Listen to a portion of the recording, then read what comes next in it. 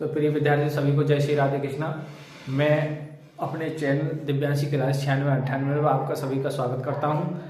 आइए, तो कल शायद बोर्ड परीक्षा का आपका फिजिक्स का पेपर है, तो कुछ महत्वपूर्ण प्रश्नों की जिक्र हो जाए आपसे। देखिए, मैं आपको बता दूं, जो महत्वपूर्ण प्रश्न है मेरे हिसाब से आपको जो लगे वो भी करना है आपको। देखो, एक तो एन टाइप है, एन टाइप और चालक, एन टाइप है, पी टाइप है, अर्धचालक, चालक, और इसमें ऊर्जा बैंड धारणा के अनुसार चालक, अचालक और अर्धचालकों की परिभाषा है। और आपका पीएन संधि डायोड, पीएन संधि डायोड पूर्ण और अर्ध तरंग निर्दिष्टकारी के रूप में आपका द्रव्यमान क्षति, बंधन ऊर्जा, नाभिकीय संलयन, नाभिकीय विखंडन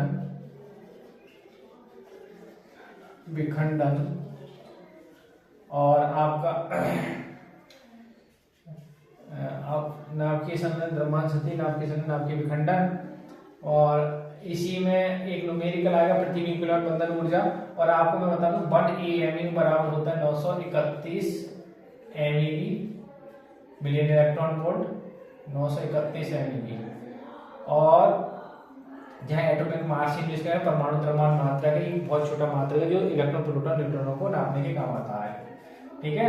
और इसके बाद आपका जो है इम्पोर्टेंट चैप्टर, मतलब इम्पोर्टेंट क्वेश्चनों की ही मैं जिक्र कर रहा हूँ केवल अब। तो अब वो इसमें आपका बोहर का मॉडल है मेरे हिसाब से, बोहर का परमाणु मॉडल देख के जाए। और देखिए, एक बिल्कुल करंट वाली बात बताऊं, हाइगेंस का सिद्धांत तो जरूर आएगा, हाइगेंस का द्वितीयक तरंगिकाओं का सिद्धांत, तरंगिकाओं का सिद्धांत बिल्कुल आएगा निश्चित। और आइंस्टीन की प्रकाश वैद्युत समीकरण है, प्रकाश वैद्युत समीकरण, आइंस्टीन की प्रकाश वैद्युत समीकरण है। और आपकी द्रव तरंगें हैं, द्रव तरंगें या द्विध्रुविक तरंग दैर्ध्य,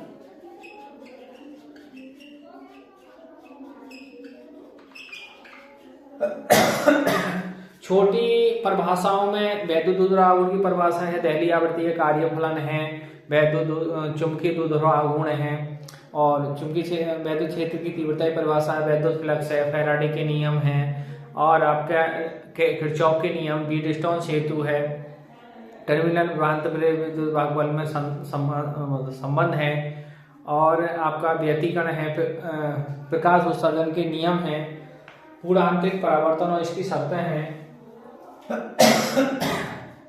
आपका अक्षीय अक्षीय स्थिति में वैद्युत क्षेत्र की तीव्रता है, अक्षीय अक्षीय में एक आने चाहिए। ओम का नियम है, ओम के नियम की व्युत्पत्ति है, नियम और व्युत्पत्ति। और आपका एक किरचॉफ के नियम, किरचॉफ के नियम है, या व्हीटस्टोन सेतु है, फैराडे के नियम है। और आपका एलसीआर परपथ है, बिल्कुल आएगा, न्यूमेरिकल आएगा इसमें तो, और एलसीआर परपथ है, ट्रांसफॉर्मर है, डायनमो है आपका, और विद्युत जनित्र है, प्रतिवर्ती धारा जनित्र, एसी जनित्र है। दो प्रकार होती है, एसी जनित्र और डीसी जनित्र। देखिए, और आपका एम्पियर का परपथीय नियम है, लॉरेंज बल है, और आपका प्रतिचुंबकीय, अनुचुंबकीय, लोहचुंबकीय पदार्थों का वर्गीकरण है, बहुत सारी चीजें। और प्रतिरोधों का श्रेणी क्रम, समांतर क्रम, और संधारित्रों का श्रेणी क्रम, समांतर क्रम, न्यूमेरिकल वगैरह उन पे। और आपके स्वयंप्रेरण गुणांक, अन्यप्रेरण गुणांक है, स्वयंप्रेरण गुणांक, अन्यप्रेरण गुणांक, स्वयंप्रेरण गुणांक और अन्योन्यप्रेरण गुणांक, इनकी परिभाषा। और एक चीज बता दूं मैं कि रूट के अंदर LCR या RC या L/R ये चीजें आने, इनके सबके मात्रा क्या होती है, सेकंड। ठीक है, तो बहुत सारी चीजें हैं जो आपको कल देखने को मिल सकती हैं, और आप आज मेहनत करें खूब जम के, क्योंकि लास्ट आपका आखिरी पेपर है। तो आइए कुछ और मैं प्रश्नों की जिक्र करता हूं, आप ये देख सकते हैं। आइए तो अगले कुछ न्यूमेरिकल में आपको जिक्र करता हूं। जैसे एक न्यूमेरिकल में आपको पढ़ के सुनाता हूं, फिर मान छाड़ेंगे इसकी। दो समांतर तार हैं जिनके बीच की दूरी, दो समांतर तार हैं जिनके बीच की दूरी 0.06 मीटर है। क्वेश्चन कह रहे हैं 0.06 मीटर है। समान धारा एक ही दिशा में बह रही है, दोनों के मध्य प्रति मीटर लंबाई पर, यानी L बराबर 1 मीटर लंबाई पर, प्रति मीटर लंबाई पर आकर्षित बल, जो बल है वो 3 × 10⁻³ न्यूटन का बल लग रहा है, न्यूटन का बल लग रहा है। प्रत्येक तार में बहने वाली धारा बताइए। I1 और क्या है, देखो समान तारों में जिनकी परस्पर दूरी है समान धारा, यानी I1 की और I2 की वैल्यू कितनी है, I। तो हमें I कैलकुलेट करके देनी है। देखिए सूत्र क्या होता है, F बराबर 2 × 10⁻⁷ ये सूत्र है। दो समांतर तारों के बीच लगने वाला बल I1 I2 L/R। तो यहां से आप इसको लिख सकते हो 6 × 10⁻² मीटर। आइए इसका हल देखते हैं आप। तो इसका हल है, देखिए अब ये सूत्र है, तो F की जगह हम क्या रखेंगे, देखिए 3 × 10⁻³ और 2 × 10⁻⁷। I1 की जगह I है, गुणा I2 की जगह I है, और L की जगह 1 और R की जगह 6 × 10⁻²। देखिए बटे वाली जो है वो गुणा में आएगी बराबर से, और गुणा वाली चीज बटे में आएगी। तो यहाँ से देखिए I की गुणा I से हो तो क्या हो जाएगा, I², और इधर 3 × 10⁻³ की गुणा में आ जाएंगे 6 × 10⁻², और बटे में क्या आएंगे आपके 2 × 10⁻⁷। अब देखिए 2 से ये करेंगे क्या बार, 3 बार, 2 × 3 = 6, तो 3 × 3 और 10 की पावर देखो -3 -2 माइनस के कितने हुए 5, और ये माइनस के साथ ऊपर जाके कहीं हो जाए प्लस की, तो 3 × 9 × 10 की पावर कितने बचेंगे, यहाँ से 2 बचेंगे भाई, 7 में से 5 घट गए, तो कितने हो जाएंगे ये 900, और 900 कितने का वर्ग है भाई, इसको हम 9 × 100 लिख सकते हैं, ये 900 हो जाएंगे, 30 का वर्ग है, ये I पर वर्ग चल रहा है, तो I की वैल्यू कितनी आ जाएगी 30 एम्पियर। अर्थात प्रत्येक में जो समान धारा बह रही है वो कितनी एम्पियर की बह रही है, 30 एम्पियर। तो ये देख सकते हैं, बढ़िया न्यूमेरिकल है, नोट करना है। आइए मैं क्वेश्चन ले रहा हूँ, लेकिन क्वेश्चन आपको मैं पढ़ के सुना रहा हूँ। क्वेश्चन है कि मतलब एक स्थान पर लगाए गए 5 × 10⁴ वोल्ट प्रति मीटर के वैद्युत क्षेत्र, तो 5 ई का मान दे रखे हैं, वैद्युत क्षेत्र यानी 5 × 10⁴ वोल्ट प्रति मीटर। देखिए मात्रक से भी पहचान लेंगे हम, वोल्ट प्रति मीटर के वैद्युत क्षेत्र में चुंबकीय क्षेत्र बी का मान दे रहा है, ये 5 × 10⁻⁻² वेबर प्रति मीटर स्क्वायर के एक समान चुंबकीय क्षेत्र से इलेक्ट्रॉन बिना विचलित हुए गुजर जाता है, तो इलेक्ट्रॉन का वेग बताइए, वेग पूछ रहा। तो देखिए आइए इसका भी हल करते हैं हम, कैसा होगा इसका हम देखिए। अब हम निकालेंगे, देखिए सूत्र होता है E बराबर, वो क्या होता है BV। अब हमें क्या चाहिए, ये B चाहिए, तो ये B इसके बटे में आएगी, यानी B की वैल्यू होता है E/V। E/V लगाएंगे। अब देखिए तो E की वैल्यू कितनी है, देखिए 5 × 10⁻⁴, और इस B की वैल्यू कितनी है 5 × 10⁻⁻²। 5 से तो 5 कैंसिल हो गए, -2 घात ऊपर जाके 4 तो पहले प्लस की है, 2 पहले प्लस की हो जाएगी, तो टोटल कितनी हो जाएगी 6। ज्यादा तो मतलब 1 × 10⁻⁶ मीटर प्रति सेकंड, जो वेग आ गया इलेक्ट्रॉन का वो 1 × 10⁻⁶ मीटर आ गया। एक अगला क्वेश्चन है, अगला क्वेश्चन आप देख सकते हैं। मैं क्वेश्चन अब लिखूंगा तो बहुत लंबी वीडियो जाएगी, इसलिए शॉर्ट में कर रहे हैं। क्वेश्चन देखें अगला, मैं पढ़ के सुना रहा हूं। अगला क्वेश्चन है आपका कि हाइड्रोजन परमाणु में इलेक्ट्रॉन 5 × 10⁻⁻11 मीटर त्रिज्या, तो त्रिज्या कैसे लिखेंगे आप, R से 5 × 10⁻⁻11 मीटर की त्रिज्या हाइड्रोजन परमाणु में 2 × 10⁻6 मीटर के वेग से, वेग है B वेलोसिटी, 2 × 6 और 10⁻6 मीटर प्रति सेकंड चाल से गति करता है, इलेक्ट्रॉन का चुंबकीय आघूर्ण ज्ञात करो। चुंबकीय आघूर्ण यानी एम। अब सूत्र क्या होता है, ये बहुत बढ़िया क्वेश्चन है। अब आप ये तो जानते हो हाइड्रोजन परमाणु में जो इलेक्ट्रॉन होता है वो सिंगल होता है, एकल होता है। तो अब हम चुंबकीय आघूर्ण इसका हल करते हैं। देखिए तो एम बराबर सूत्र होता है EV/2। ये ध्यान रखना। तो E की वैल्यू आप जानते हैं 1.6 × 10⁻⁻19 निश्चित होता है। B की वैल्यू 2 × 10⁻6 और R की वैल्यू देखिए 5 × 10⁻11 और बटे में 2। तो 2 से ये 2 कैंसिल हो गए। 1.6 × 5 × 10⁻⁻19 और माइनस के कितने हैं 11 और प्लस के कितने हैं 6। देखिए 16 की गुणा किससे है 16 × 5 = 80 यानी 0.1 के बाद। और 10 की पावर देखिए -19 माइनस के 11 तो माइनस के कितने हो जाएंगे 30 और 30 में से 6 करके माइनस के कितने हो जाएंगे 24। तो चुंबकीय आघूर्ण क्या आ गया, इसका मतलब क्या होता है एम्पियर मीटर स्क्वायर। तो 8 × 10⁻⁻24 एम्पियर मीटर। बहुत बड़े क्वेश्चन था, आप देख सकते हैं, दोनों क्वेश्चनों को नोट कर सकते हैं आप।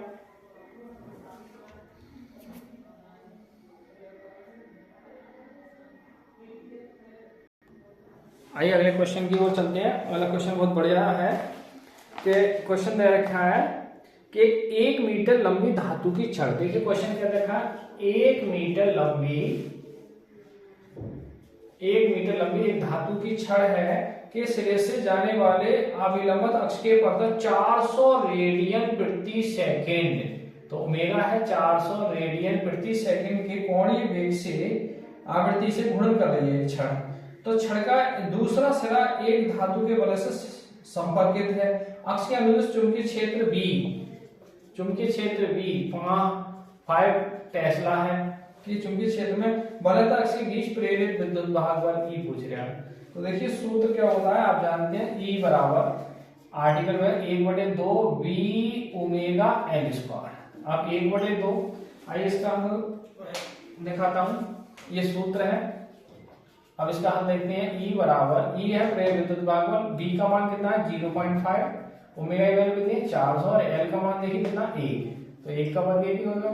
देखिए अब यहाँ इन दो से 400 कटेंगे 2 बार, तो 0.5 × 200 और 1 का वर्ग 1 रहेगा। तो 200 पंजे कितने होते हैं 1000, पॉइंट कितने के बाद लगे 1 के बाद, तो 1 0 बेकार हो जाएगा। तो कितना आया 100 वोल्ट।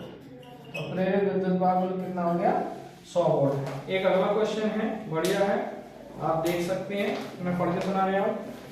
क्वेश्चन है कि एक स्वप्रेरकत्व से क्या तात्पर्य है, कुंडली का स्वप्रेरकत्व। स्वप्रेरकत्व क्या होता है L। अगला क्वेश्चन है L बराबर दे रहा है 0.4 मिली हेनरी। तो देखिए 0.4 मिली में होता है 10⁻³ पॉइंट हटाएंगे तो एक घात रह जाए, हो जाए 4 हेनरी N। और वो कह रहे हैं इतने हेनरी में जो धारा का मान है I वो 0.1 सेकंड में, यानी डेल्टा T टाइम दे रहा है 0.1 सेकंड में जो धारा है वो 1 एम्पियर से 0.1 सेकंड में 1 एम्पियर परिवर्तित हो जाती है। तो प्रेरित विद्युत वाहक बल का मान ज्ञात कीजिए। यानी डेल्टा I का मान कह रहा है 0 से 1 एम्पियर हो जाती है, तो -1 एम्पियर। अब आप सूत्र लगाएंगे इसका। देखिए सूत्र क्या होता है, मैं आपको बता दूं, सूत्र होता है, इसका हल देखेंगे E बराबर -L d डेल्टा I/डेल्टा T। अब देखिए L की जगह क्या रखेंगे हम 4 × 10⁻⁻4 और देखिए डेल्टा I की जगह क्या रखेंगे हम, डेल्टा I की जगह -1 और डेल्टा T की जगह क्या रखेंगे 0.1 सेकंड। अब ये डबल माइनस होने पर ये तो प्लस हो जाएगा, 4 × 10⁻⁻4, ये पॉइंट हट जाएगा तो ऊपर 0 बढ़ जाएगा, तो कितने आएंगे 10। तो कुल मिला के घात रह जाएगी 10⁻³ कितने 3 वोल्ट। बढ़िया क्वेश्चन है, आप नोट कर सकते हैं। आइए अगला क्वेश्चन करते हैं। दो संपर्क में लेंस रखे हैं, पहले लेंस की क्षमता +5 डायोमीटर है, दूसरे लेंस की क्षमता -3 डायोमीटर है। तो संयुक्त लेंस की क्षमता बताओ P। तो आइए इसको हम देखते हैं। देखिए P बराबर क्या होता है P1 + P2 अब आप P1 5 है माइनस 3 है घट के 2 दिया जाएगा। तो यहाँ से F चाहिए तो सूत्र का होता है 100/P और 100/P का मान कितना है 2, 2 से भाग करेंगे तो फोकस दूरी कितनी आएगी 50 सेमी। ठीक है 50 सेमी आएगी। एक अगला क्वेश्चन है, आइए हल करते हैं। अगला क्वेश्चन है कि कांच के द्रव के साथ कांच का अपवर्तनांक 1.5 है और किसी लेंस की वायु में फोकस दूरी 60 सेमी है। यदि इस द्रव को उठा के 1.6 नहीं 1.7 वाले द्रव में डुबो दिया जाए तो ये इसका मतलब जो फोकस दूरी होगी द्रव में वो कितनी होगी। बढ़िया क्वेश्चन है, लेंस मेकर वाले के सूत्र है। तो आइए इसका हल देखते हैं। देखिए FL ANG त्रिज्या जो है वो समान है इसकी, तो F समान त्रिज्या दे रखी है इनकी तलों की लेंस की, वक्र तल की जो लेंस की वक्र तल की त्रिज्या समान है। तो FA/ANG और बटे ANL। यहाँ L जो है वो लिक्विड है, लिक्विड मतलब द्रव। तो इसका मान रखेंगे ANG 1.5 -1 और इसका मान देखिए 60 है और ANG 1.5 है 1.7 है, द्रव जो है 1.7 -1। अब देखिए पॉइंट से ये पॉइंट कैंसिल हो जाएगा, 1.5 से ये घट जाएगा। तो यहाँ से FL की जो वैल्यू आएगी वो 0.5 और गुणा में आएंगे 60 और बटे में आएंगे देखिए 17 का एलसीएम पड़ेगा 15 - 17 और बटे 17 ऊपर आ जाएंगे तो 6 की गुणा करेंगे तो 5 6 30 0.1 के बाद गुणा 17 और बटे में आएंगे -2। देखिए माइनस के कितने हो गए 30 × 17/2। अब इसे भाग करेंगे 2 से तो 15 बार कट जाएगा। माइनस के 15 × 17 17 में 85 या 15 7 105 10 15 15 10 15 और 10 कितने हो जाएंगे 25। तो माइनस की कितनी आएगी 255 सेमी, यानी माइनस आया तो फाइनल लेंस जो होगा वो किसका व्यवहार करेगा, अवतल लेंस का व्यवहार करेगा। ठीक है, तो और भी मैं बता दूं आपको, जैसे पहले चैप्टर में आपको क्या तैयार करना है, अक्षीय निरक्षीय स्थिति में वैद्युत क्षेत्र की तीव्रता याद करनी है और आप उसका आर्टिकल करना है। दूसरे चैप्टर से आपको गॉस की पिर में वैद्युत फ्लक्स की परिभाषा वगैरह याद करनी है। तीसरे चैप्टर से आपको वैद्युत विभव की परिभाषा, समान और समविभव पृष्ठ की परिभाषा, विभव प्रवणता वगैरह देखनी है। चौथे चैप्टर से आपको क्या है, धारिता, दो समांतर प्लेटों के बीच जो संधारित्र की धारिता है C = ε0 A और D/t T/K आता है और संधारित्र को श्रेणीक्रम समांतर करना और संचित ऊर्जा U = 1/2 CV² QV और 1 Q² 2C वगैरह। और अगले चैप्टर से है धारा घनत्व की परिभाषा है और धारा और अनुगमन वेग में संबंध देना है आपको। ठीक है, तो मैं कुछ आपको आर्टिकल यहाँ लिख के दे रहा हूँ बोर्ड पे, आप ये देख लेना। शॉर्ट में मैं बता दे रहा हूँ आपको। अनुगमन वेग के आधार पर ओम के नियम की व्युत्पत्ति है, आपका वीटस्टोन सेतु है, किरचॉफ के नियम है और टर्मिनल विभवांतर प्रेरित विभाग में संबंध है। उसके बाद एम्पियर का परपथीय नियम है, दो समांतर तारों के बीच बल है, लॉरेंज बल है। इसके बाद विद्युत चुम्बकीय तरंगों के जो उपयोग हैं, ठीक है, माइक्रो तरंगें, सूक्ष्म तरंगें जैसे कहती हैं, गामा किरणें, रेडियो तरंगें, सबसे बड़ी रेडियो तरंगें होती है, छोटी गामा किरणें होती हैं, तो इनकी तरंग देखनी है। उसके बाद आपको लेंस मेकर का सूत्र है, पूर्ण आंतरिक परावर्तन किसे कहते हैं, ध्यान से समझना, पूर्ण आंतरिक परावर्तन किसे कहते हैं, इसकी शर्तें बहुत आता है ये क्वेश्चन, पूर्ण आंतरिक परावर्तन किसे कहते हैं, इसकी शर्तें बहुत आती है क्वेश्चन। और आपका प्रकाश का परावर्तन, अपवर्तन वगैरह। ठीक है, तो इसके बाद आप आगे चलेंगे तो स्नेल का नियम वगैरह है, तो ये आपको कंप्लीट करना है। और बहुत सारे इंपोर्टेंट है, कुछ मैं आपको इंपोर्टेंट बोर्ड पर लिख के दिखा रहा हूँ। ठीक है, तो आप अपने इन क्वेश्चनों को नोट कर लें। विद्यार्थी क्वेश्चन है, क्षितिज जी के हेनरी/मीटर बराबर होता है न्यूटन एम्पियर। तो मैं आपको बता दूं, आइए इसका हल देखते हैं। देखिए न्यूटन जो बराबर होता है, न्यूटन वो होता है आपका, एक ध्यान रखना, ये वोल्ट, सेकंड और एम्पियर। अब आपको साहब कैसे, तो एम बराबर क्या होता है, देखिए क्यू ई, और क्यू का मान क्या होता है, देखिए आई टी, और ई का मान क्या होता है, ई का मान होता है भाई, ई क्या, वोल्ट बटे वी बटे डी, दूरी। तो यहां से वोल्ट सेकेंड। देखिए क्या हो जाएगा, इसका मात्रक तो हो जाएगा, देखिए अब बटे मीटर आ गया इसका। देखिए तो अब यहाँ से आपको दिख रहा है कि बी का नंबर भाई वोल्ट में, आई का नंबर भाई एम्पियर में, टी का नंबर है सेकंड में, और बटे डी का नंबर भाई मीटर में। तो ये और एफ का नंबर न्यूटन में, तो न्यूटन बराबर ये हो जाएगा। तो अब देखिए हमारा लेफ्ट साइड है, लेफ्ट साइड में क्या है, यानी हेनरी बटे मीटर, और लाना क्या है, न्यूटन प्रति एम्पियर।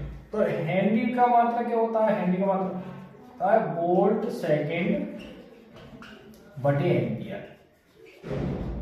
ठीक है। और बटे में पहले से कौन चल गया, मीटर। देखिए अब यहाँ वोल्ट सेकेंड,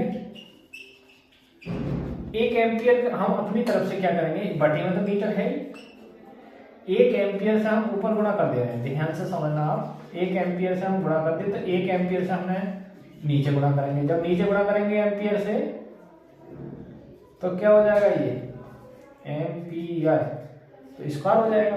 अब ये मैंने बताई वोल्ट सेकेंड एम्पियर बटे मीटर को, यानी इतने वाले भाग को क्या कहेंगे आप, न्यूटन। तो न्यूटन कहेंगे इसको, और बटे में क्या है आपका एम्पियर स्क्वायर। तो आप क्या लेके चले, हेनरी बटे मीटर लेके चले हम, और न्यूटन प्रति एम्पियर आ गया। ये देख सकते हैं आप, बढ़िया सवाल है। तो फिर विद्यार्थियों, आप जितना आज की रात जितना जाग सकें और फिर मेहनत कर सके, पढ़ सके, कल के हैं उतना ही कॉपी में लिख पाएंगे। मेहनत करना परिश्रम करना ये आपका दायित्व है, कुछ कर्तव्य आपके हैं। तो आप हमारे चैनल को वॉच करते रहिए, और जो भी बच्चे हम 11वीं के हैं, 12वीं में आए हैं, उनको भी आप बताइए, जिससे वो भी फिजिक्स में एक अच्छा स्कोर बना सकें, अच्छे नंबरों से 2028 में जाके पास हों, ठीक है। तो अब आपको जो लगे, बहुत सारे क्वेश्चन हैं, मैं बता तो सब दिया है। इससे पहले मैंने पिछली वीडियो में आपको पूरा मॉडल पेपर बता दिया है क्वेश्चनों का। तो आज की वीडियो को अब यहीं विराम देते हैं, और आप अपनी जो आपकी तैयारी है खूब मन लगा के तैयारी कीजिए, अच्छा फिजिक्स में स्कोर आए। मेरे सभी के साथ अच्छी शुभकामनाएं हैं कि आप अच्छे नंबरों से पास हों, टॉप 10 में नंबर आए आपका, ये करें, ठीक है। तो इसी के साथ आज की वीडियो को यहीं रोकते हैं, विराम करते हैं, ठीक है। सभी को जय हिंद, जय भारत, जय श्री राधे कृष्ण।